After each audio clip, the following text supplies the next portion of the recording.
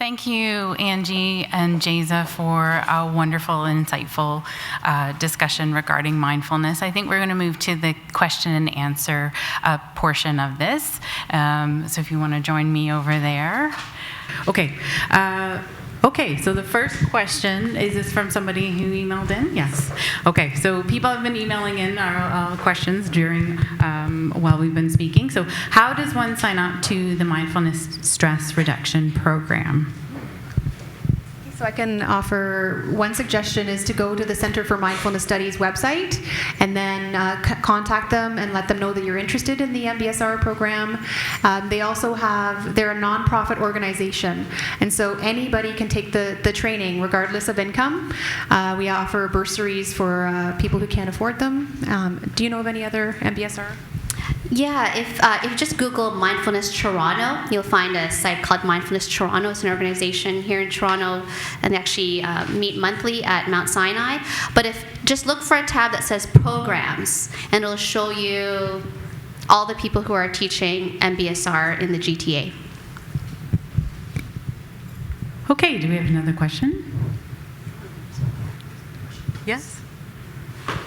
Yes? Can I get a mic? Yeah. Okay, so what would be the most effective number of times you should meditate, and for how long? Yeah, that's the most commonly asked question. How little do I have to meditate to get the benefits, basically? So in terms of the data and the literature, all of the brain changes that I mentioned, they're part of that 8-week program where people are invited to commit to 40 minutes a day. So, but there was a study by Sarah Lazar who the participants averaged 27 minutes, and they still got those benefits.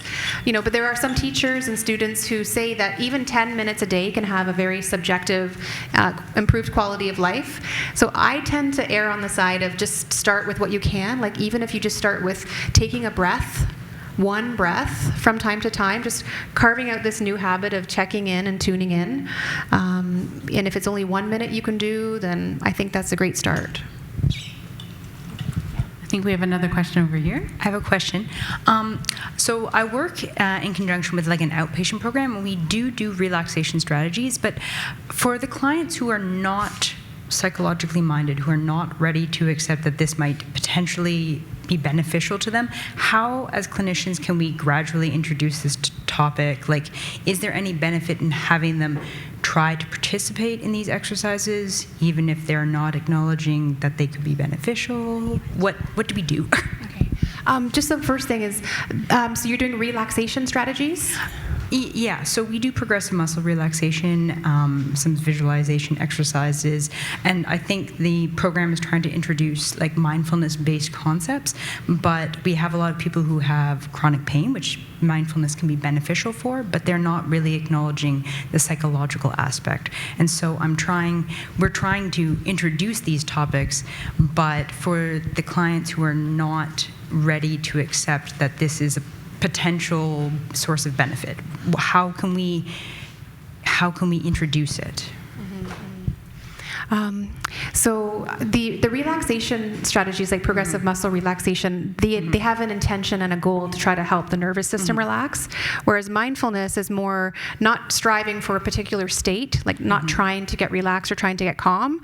It's more just helping them to be aware of what's happening as it's happening.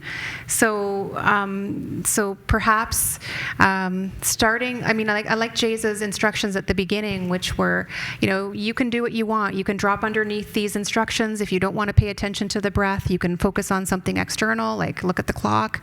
So maybe just giving them a variety of different options for those of them who might not want to like turn inward, giving them options that they can focus externally if they want to. But I still think like planting those seeds might be beneficial for them even if they don't want to be doing it. Jayza, did you want to add? Yeah, I'll just add, a simple way to sell or market mindfulness is just take it back to the fight or flight. Most people understand fight or flight, freeze, fight or flight versus relaxation.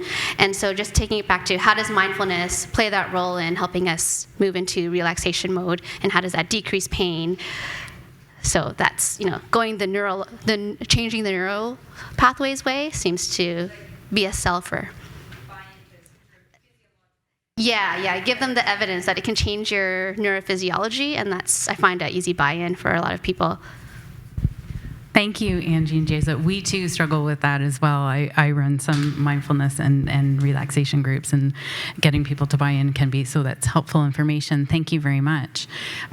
Yes, do we have another question? Yeah, so thanks to all three of you. I learned so much, and Jasa, I especially love the idea of each breath being fresh and new, and it's like a new start every time you take a breath. My question is there ever an instance when meditation wouldn't be recommended for someone? So yes, particularly for people who have had a history of trauma, it can be, the breath is not neutral for everybody. Sometimes turning the attention to the breath can actually be very triggering in terms of bringing up traumatic memories involuntarily. And so for most mindfulness teachers, they're called upon to become knowledgeable of how to modify the practices for trauma. So, and offering different suggestions, like you don't have to pay attention to the breath. You can pay attention to your feet. If you want to keep coming back to your feet, that's okay. So yeah, so history of trauma is definitely, we're really careful with the meditations, and especially like prolonged, like 30-minute meditation, we wouldn't recommend right at the beginning. And then also, do you have any contraindications for mindfulness? I think that's the big one, trauma. Yeah, trauma, history of suicidal attempts and substance abuse. So it'll be case by case, but that's something that we would work out with every person. And then the last one, also history of psychosis. Again, we would want meditations that were more grounding, and not so much the insight meditations where we're expanding our attention. We'd more grounding and stabilizing meditations. Thank you. Okay, so we have a question that was emailed in. Is there a place I can visit online to find mindfulness-based stress training in my area? So is that part of some of the websites that we had posted earlier? Yeah, so particularly for Toronto, there's a huge community here in Toronto. So Mindfulness Toronto coordinates all those. I'm in Milton and Peel, so I coordinate all the Mindfulness Halt and Peel resources. We have a professional, like a Mindfulness Halt and Peel group where we meet every other month. So if you Googled that, I'm sure people could find resources there. Just Googling is usually the best idea to find resources. The benefits of Google. Yes? So could you equate prayer to mindfulness meditation? So Arlene's question is, can you equate prayer to mindfulness meditation? That's a great question. I am not a specialist in that area, but my first thoughts are that with prayer, I guess we're sort of, the similarities are that it's sort of in solitude, it's an inward focus, perhaps done in a quiet space. And then with prayer, perhaps we're more connecting with our deity or our God. We're speaking to them, maybe reciting some words and sentences. So there's kind of like a goal where your goal is to connect and get maybe strength and inspiration. Whereas with mindfulness meditation, we say that there's no goal in particular. So the intention would be a little bit different. So I think that would be the difference. But a lot of my clients who have trained in mindfulness meditation have commented that when they are doing their prayers, whatever the religion or philosophy that they follow, they can be more present when they are actively engaged in their prayers. So they can kind of go hand in hand. And they say that mindfulness can help you be more of what you already are. You don't have to be spiritual. Thank you. So the question that has been, are there foods that promote happiness? So that's probably in relation to my discussion about chocolate. Actually, They have actually looked at studies looking at chocolate and how that promotes activity within our reward system, as you may not be surprised about. So with respect to various types of food in terms of happiness versus looking at whether or not they help with mood and with depression, I think based on the literature that's out there, a lot of the information regarding specific diet and mood is really correlational at this point. In some of the studies that have looked at specific diets, mostly healthier diets like the Mediterranean diet, they have produced mixed results at this point. So I think the general recommendation with respect to food, can food be used as an intervention for the treatment of depression? Not at this time. However, we do know that adhering to a healthy diet, as mentioned previously, it's beneficial for our overall health for anyone in here, as we all know, and many struggle with, but also can help with the various complications associated with depression, like the metabolic disturbances and things like that. So reduction of those complications can be helpful, which is why it is recommended that individuals stick to a healthier diet.